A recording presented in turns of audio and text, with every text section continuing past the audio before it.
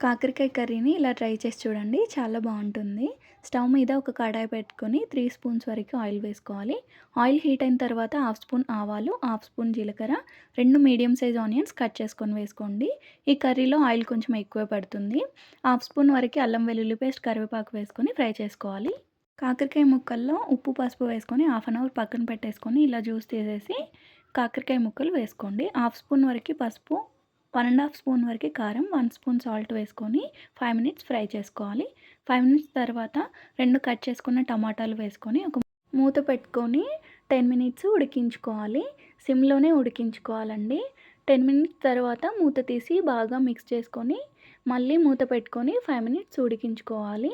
5 minutes తర్వాత మూత తీసి కొంచెం కొత్తిమీర వేసేసుకొని స్టవ్ ఆపేసేయండి.